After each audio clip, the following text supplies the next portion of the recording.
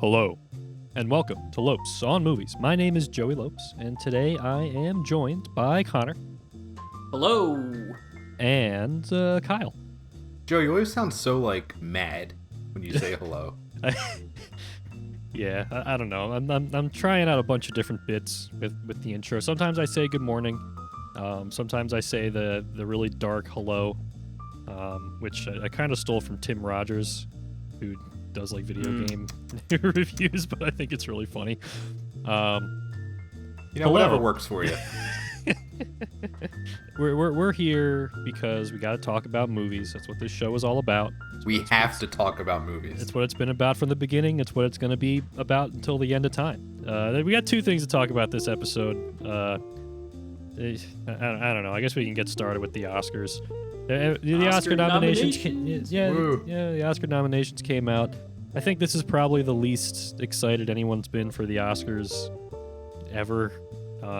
In the history. Yeah, it's just because I'm sure that there are people that saw the movies that are mostly nominated for stuff, and we'll get into what those are.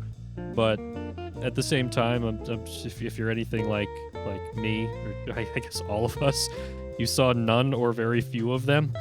And I had this thought recently where how a lot of people will say I go to the theater because I want to watch the big tentpole movies with big sound, but smaller movies, the independent movies, stuff like that, I can watch those at my house because I don't need the theater experience to see those.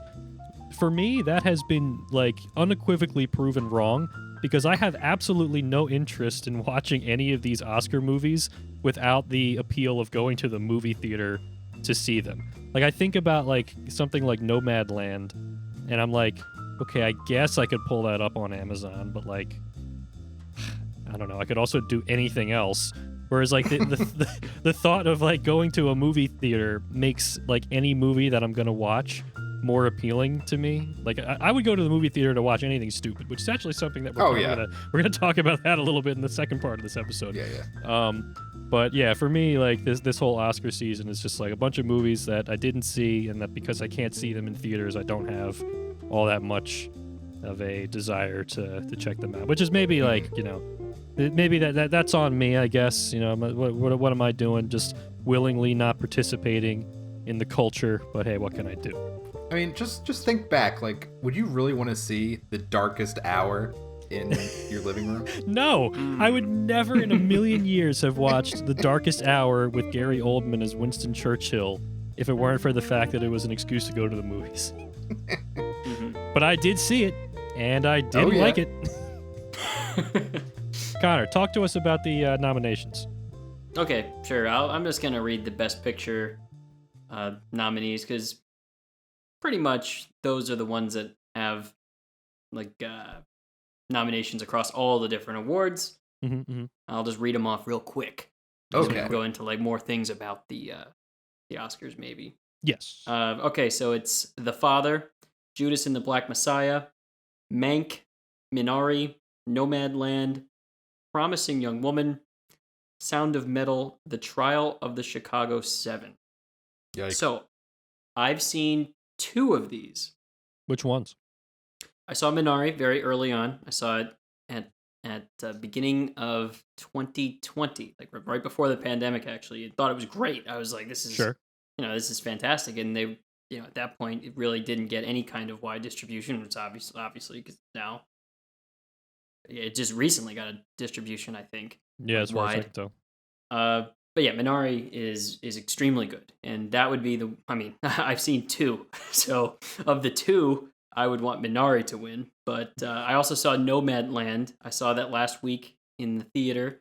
Yes. They opened up theaters again in the New York area where I live, and I went.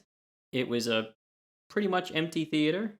It was they do a discount Tuesday thing at AMC, and it was like going into a ghost town. It really was interesting to see nobody there, where the people who are going to the movie are outnumbered by the employees. Mm-hmm. Like that was an experience. That was kind of what happened with us with Tenet, when we saw that. It was really in the weird. cinema, yeah, it was nobody there. Yeah, Tenet has been nominated for a couple of technical awards, I think.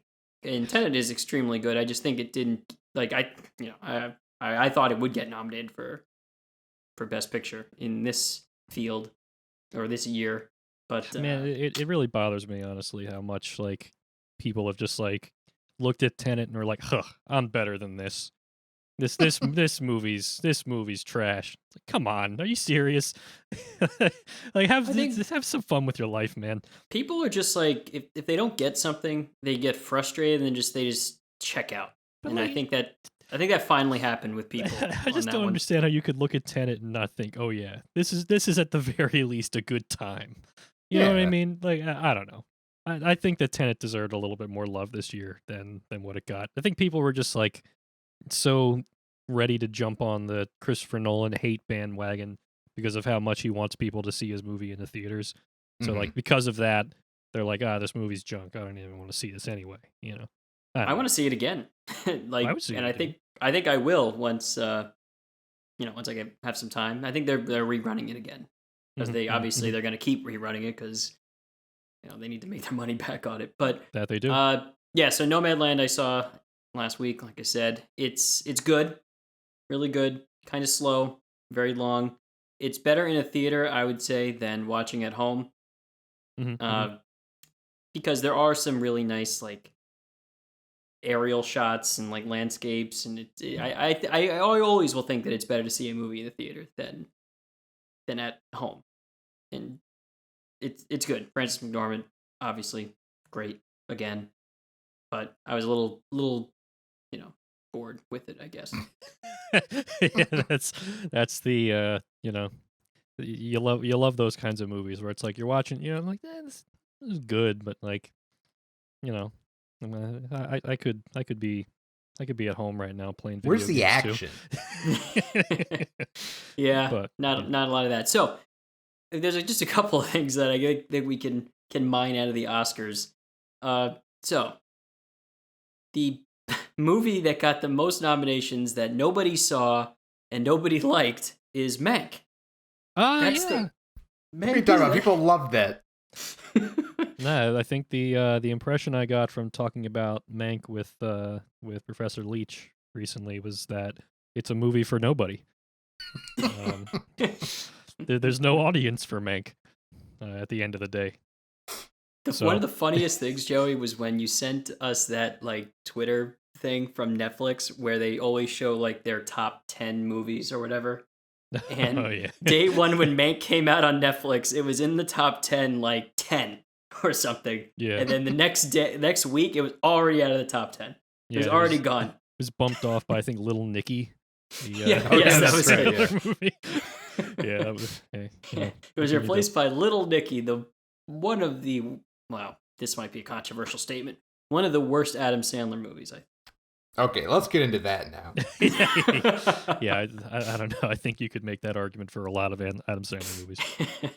It's in the running, I think. But yeah, I mean, like Mank, I just think was at the end of the day a movie that like everybody looked at, but nobody could find something in it that made them think, "Oh, I'm interested in this." Yeah, I think this is something that I'd be curious about. It's like no matter what, everybody just looks at it and is like, "Mank? What's Mank?" Joey, are you telling me you're not interested in the story behind the creation of Citizen Kane? Well, that's the other thing I think is interesting. It's like most like young people hate Citizen Kane. Citizen Kane's out. You talk to anybody and this is also something Professor Leach said that I thought was funny, where like once Citizen Kane was put on like all of the Sight and Sound like topping the list of like best movies ever, and people started talking about it, all the students would say like, I don't like it, but I recognize that it's a great movie. And I think that's like the general consensus is that like all the young people don't like it, but it's like, oh, obviously it's the best movie of all time, even though I hate it. Yeah, of course. But yeah, that's how it works. Do you think that's just because people like to absorb like lists and stuff, and if something's on a list, they just believe it? Well, if some authoritative thing says something, then it makes people Rather than just writing it off completely if they don't get it, they'll be like, well, I don't get it. There must be something. There's obviously something going on here because they wouldn't give it this, prestigious award otherwise. But, I mean, Citizen Kane is great, by the way. Like, I think Citizen Kane is excellent. Yeah, but, okay, guys. But at the end of the day, like, nobody wants to watch a movie about Mank. Nobody knows who Mank is. Nobody wants to see a movie called Mank. Nobody cares about Mank. Like, it's just that's just it. Yeah. And Kyle, I know you'll never watch it because of your feud with Ben Mankiewicz. Oh no! Like, the last thing I'd ever want to do is watch something where he's even remotely involved in it. Well, you know what they should have done with Mank? It's just like Turner Classic Movie style, just had him introduce it. Oh, okay. That would make it a little bit better, but I'd still hate it. This is like the most niche like joke you guys are making in the world right now. Like, I can't imagine. Haven't been open in a while. No one knows what we're talking about. The long story short, Ben Mankiewicz is the guy who introduces movies on Turner Classic Movies, and every once in a while you'll see him in movie theaters when they advertise like one of the TCM Fathom events and stuff. Like they'll mention. He always looks so smug. Yeah, he has a bit of a smug look on his face. But anyway, he's related to the titular Mank from the movie Mank. I think it was his grandfather or something. So it's a little bit of movie trivia for you. Yeah, Kyle hates Ben Mankiewicz I hate him so much for some reason. So. But I miss him also. I miss him a lot. I miss him. Well, I'll tell you what the best part of going to Nomad Land was when I got to the seat, finally got adjusted, now I'm in the theater again. And then Maria Menounos showed up on the screen. I was like, oh, we're back. I'm back. We're back. Movies. All my old friends. Newbie, I can't wait. Yeah, exactly. Yeah. Oh, man. Have they been making new movies during the pandemic? I'm pretty sure they just recycling old ones. There definitely was something new with Maria Menounos, but I'm not sure what she said. I was just so happy to see her there. Yeah, sure. You didn't notice that she was still talking about like passengers. No. She definitely said something about make sure you wear your mask whenever you get out. I definitely think the word mask was spoken by Maria Menounos. Very nice, very nice. She was looking out for everybody in the theater. It's funny, like how hearing this is making me like nostalgic and really miss the movies. Something as stupid as the Maria Menounos movie introductions, advertisements. Oh man, but we need to go back. We need to go back, guys. Well, speaking of movie theater nostalgia, I think this will be a decent segue into our next topic of discussion because the Oscars, whatever, they'll happen. We'll forget about it. We'll move on. Yeah, this is far more important. So the other day I was going through my wallet, just kind of looking through like old cards and stuff that I don't need anymore, and I uncovered something that made me very, very nostalgic, which was my MoviePass debit card, my bright red ticket to all the movies in the world. That for roughly 1 year, for sort of like 2017 through 2018, or like summer 2018. Was one of the greatest things that we've ever had, and I think like MoviePass was one of those things that was that shined really brightly and then just burned out, and then everybody kind of forgot about it. However, recently there's been a bit of a new development with MoviePass, which is kind of fascinating. So I guess like Connor, do you want to kind of explain what MoviePass was? Because I think like some people maybe are still kind of have like misconceptions about it. They might have heard of it because it was kind of like a popular topic back in the day, but I feel like there's probably still a little bit of a lack of clarity on what MoviePass actually was and how it worked.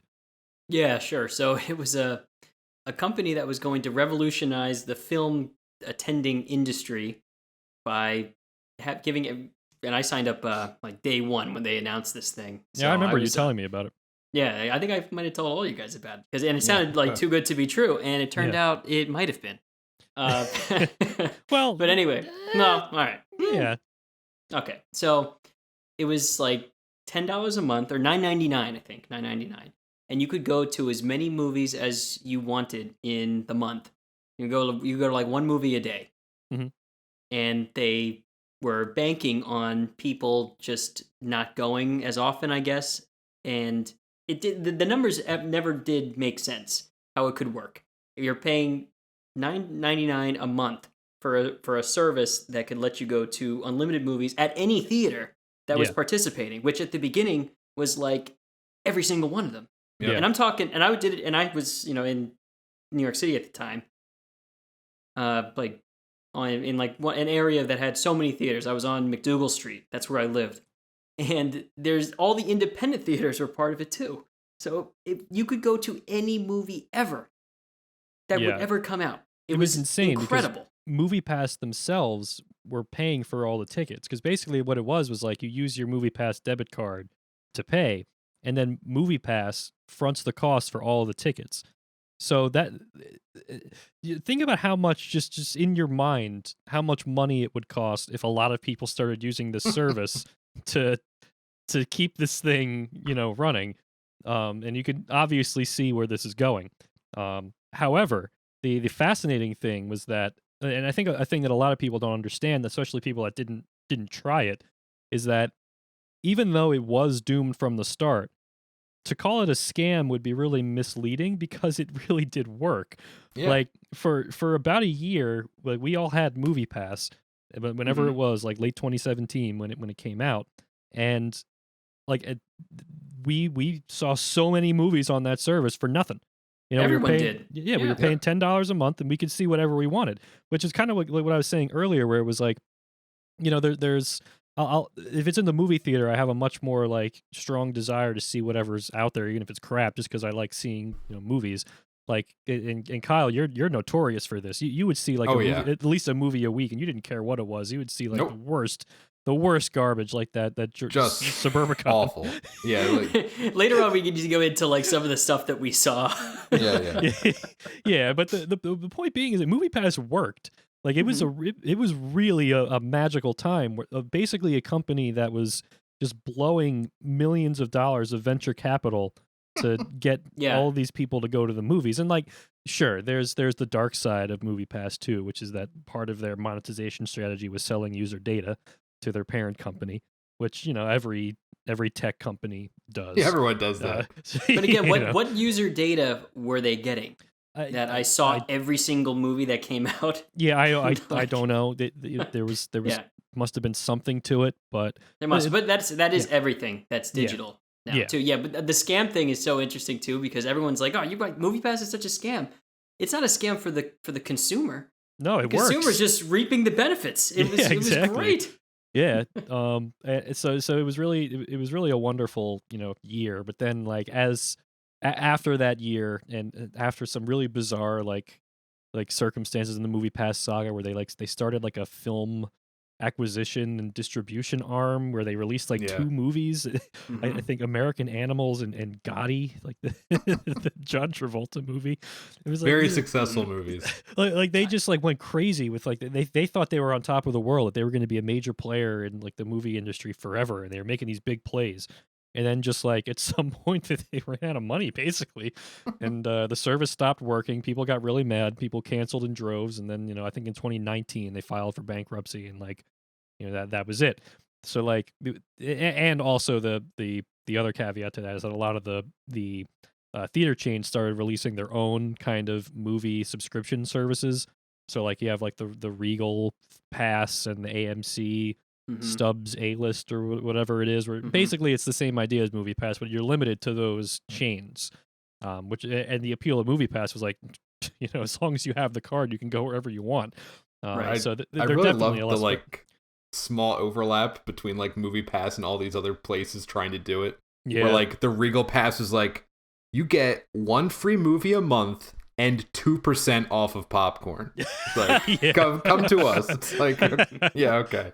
But eventually they wisened up a little bit and made their services a little bit better, but they're still unanimously worse than what MoviePass was offering. Oh, 100%. Which, and again, MoviePass was unsustainable. Everybody knew it from the start, but it was for that 1 year, it was pure magic.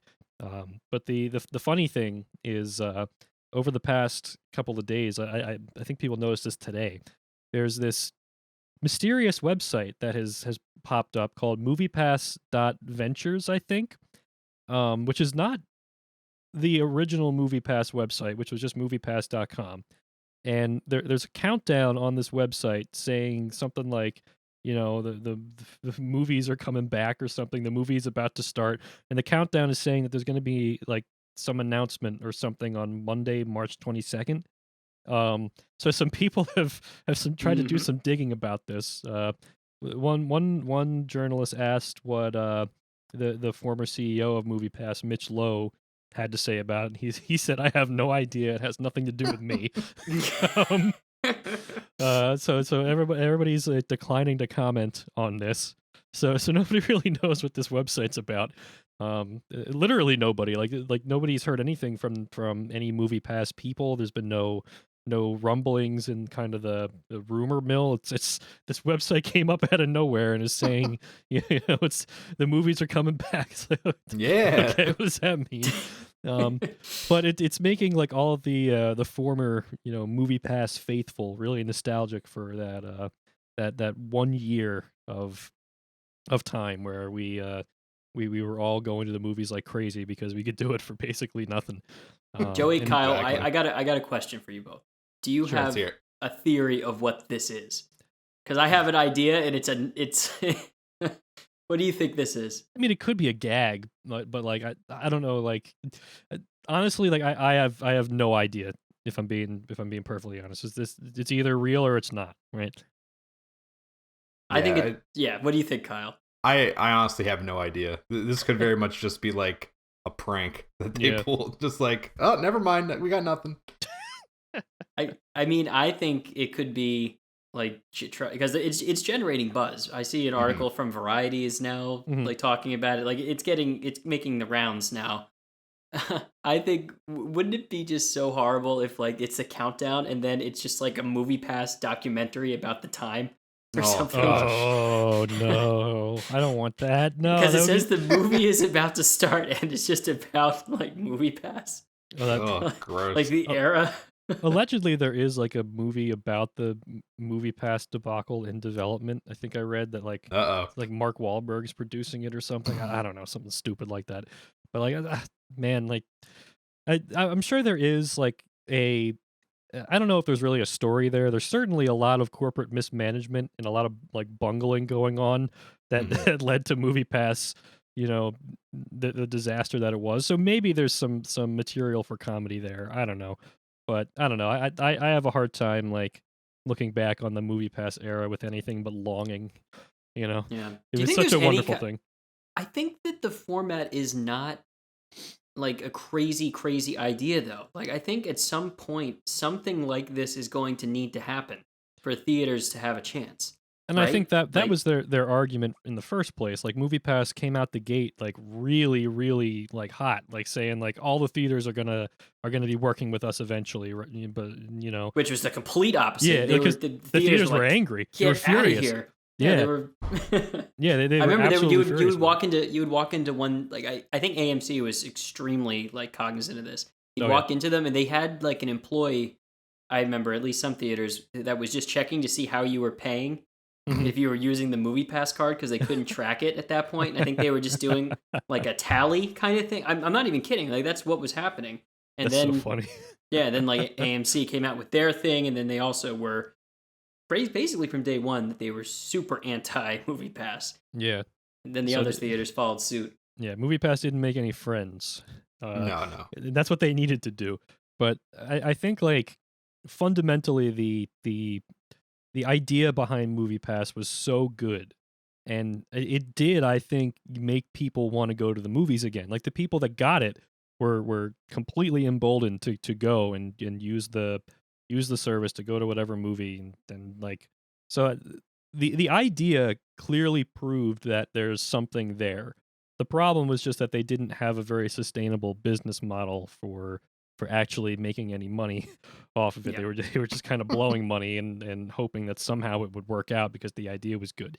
Which I'm no businessman, but I mean, I think anybody could have seen that this was not something that was going to work. But it was really hilarious watching MoviePass's stock through this whole thing. All right. Before we end this episode, I want to ask each of you your favorite movie that you saw on MoviePass, which by what I'm really asking is like the worst movie that you saw with MoviePass. So I'll go first. I think I saw Daddy's Home 2 with MoviePass. Oh yeah. I did too. I'm pretty sure that was a MoviePass. Yeah, that sounds right. That was just like me.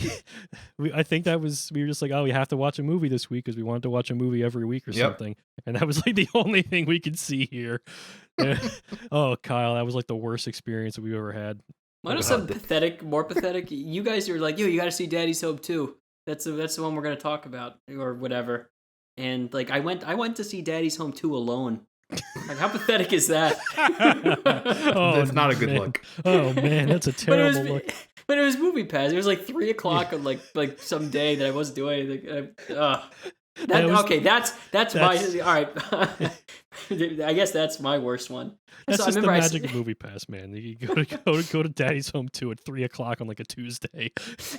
Like the majority of the movies I saw at MoviePass were at like 1:15 on like a Wednesday. Because like I just wanted to see like, Suburbicon or I think I could be wrong. I think we saw Geostorm. Oh yeah, that was totally a MoviePass movie. Yeah, Geostorm.